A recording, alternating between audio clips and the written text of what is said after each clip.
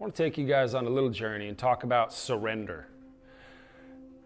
Coming up on 10 years of recovery and having worked with countless people in recovery, there's always this topic of surrender. We come in, we step away from the addiction, and we surrender our will to God. A lot of people get tripped up and confused in that little space right there. And my intention with this is to share what surrender looks like. Surrendering is not surrendering to defeat. Surrendering and stepping into recovery is surrendering to victory.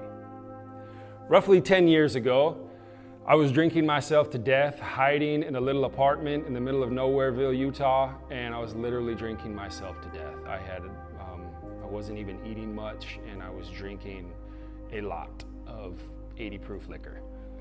It got to the point where I was wanting, something had to change. There was something in me that was saying, it doesn't have to always be like this. There's got to be a change. There's got to be something different. I would see it in the lives of other people, and I would say, why can that person do it and I can't? And I always knew it was available. I just was clueless as to how and what and when and why. That part I had no idea to. There I was in the middle of Nowhereville, Utah, drinking myself to death. I called my parents. I said, listen, I can't do this. I need help. Of course, they agreed to help to try and get me into a treatment center. I was roughly 2 hours away, two and a half hours away from their house.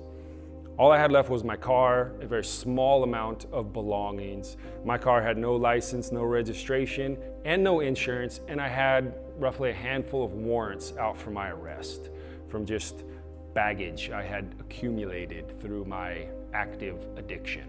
So there I am. I get in the car, start driving home. I'm headed home on the freeway, obviously looking in every mirror. Every time I went looking for cops, didn't want one to get behind me, trying to maneuver the road, and anxiety, worry, fear had become the normal culture in my life at that time. I get there to my parents' city. I pull off the freeway. I had memorized the roads because I knew which ones to drive on, so I didn't see police. I got off and I immediately wanted to get off the main road, and I wanted to get onto a back road to make it to their house. I pull off, I pull onto a back road. Sure enough, a cop pulls right up behind me. I try to speed off a little bit, and he noticed it, flipped his lights on immediately. I just pulled over. I knew the gig was over.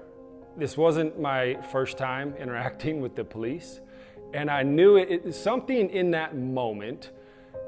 I knew I could not keep living this way. This wasn't, up to that point in my life, I had seen dozens of my friends die, not right before my eyes, but all around me, from car wrecks and overdoses and freak accidents and suicides, all because of addiction. And there I am, just as bad or worse than any of them, knowing that my time's up. I can't keep doing this. I don't know what this looks like, this surrender thing, but I just can't keep doing this. I'm sitting there in the car. I pull out my license.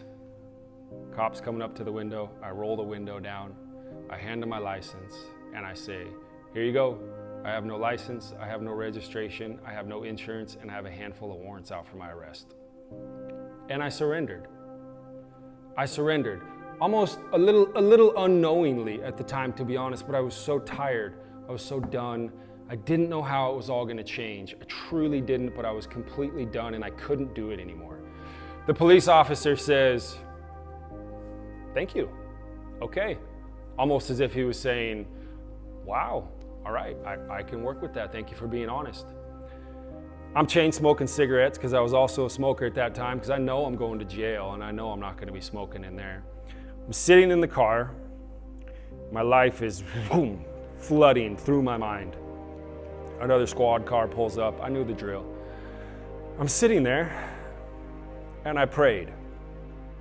I was always really good at praying when the handcuffs went on or were about to go on. I have since learned that a lifestyle of prayer eradicates those situations from your life, so you don't ever have to return to them. But I'm sitting there in the car, and I prayed a prayer, something to this effect. God, I can't do this anymore. I give up, and I need your help. I didn't even pray it out loud. I prayed it in my heart. But the truth of the matter is this: it was honest. I gave up. I completely surrendered. I did not surrender to defeat. I surrendered to victory. And I gave up in that moment. Immediately, things began to shift in my life. Immediately, grace came flooding into my life. Grace took the steering wheel of my life and began to work things out in such a dramatic fashion that it confuses me looking back at it. 13 years of chaos, suicide attempts, hospitals, addictions, jails, everything you can imagine. It all reached a head sitting in my car, completely defeated, and I decided to surrender and say, God, come in and have your way and do what only you can do. Fast forward 10 years, living in freedom and living a completely different lifestyle. It makes sense now. Looking back at it, I didn't exactly know what it looked like, but the surrender was honest. And that's what allowed God to come in and radically change things.